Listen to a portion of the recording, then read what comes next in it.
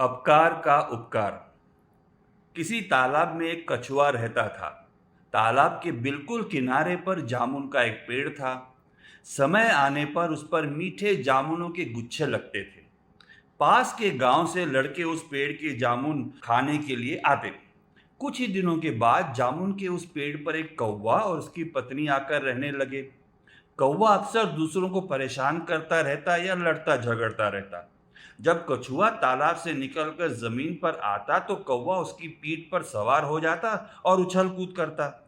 कई बार तो कौवा अपनी ताकत का दिखावा करता हुआ उसे उलट पलट भी देता। उससे दुखी था कछुआ।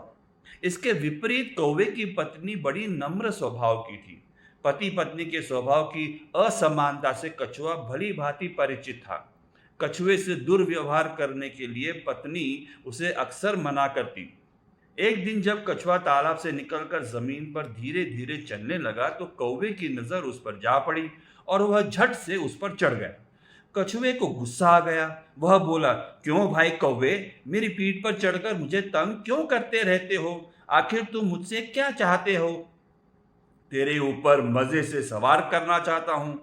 ऐसा करने से मुझे बड़ा मजा आता है, हंसता हुआ कौवा बोला।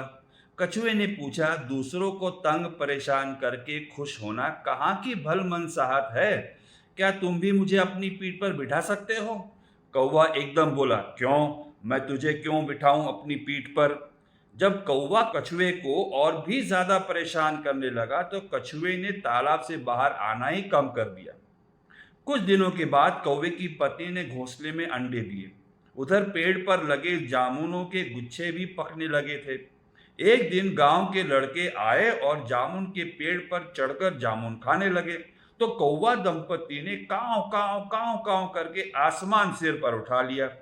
एक लड़का जब कौवे के घोंसले के पास जाकर एक गुच्छे को तोड़ने का प्रयत्न करने लगा तो हिलने डुलने के कारण घोंसले में से एक अंडा निकलकर सीधा तालाब में जा गिरा। कौवा दंपति अपना एक अंडा तालाब में गिर जाने के कारण बहुत दुखी हो गया। वे तालाब के किनारे बैठकर फूट फूट कर रोने लगे। पानी में बैठे कछुए ने गिरते हुए अंडे को देख लिया था। कुछ ही पल बाद वही कछुआ अपने मुंह में उनका अंडा लिए बाहर आया और घास पर रखता हुआ बोला, शुक्र है कि तुम्हारा अंडा पानी में ही गिरा। यदि थोड़ा दूसरी तरफ गिर जाता तो टूट जाता। मैंने पानी में से ही इसे गिरते हुए देखकर मुंह में पकड़ लिया। उसके अंदर की जान बच गई है। अब चिंता की बात नहीं, यह सुरक्षित है, संभालिए। कछुए की यह बात सुनकर कौवा अपनी करनी पर बहुत दुखी हुआ।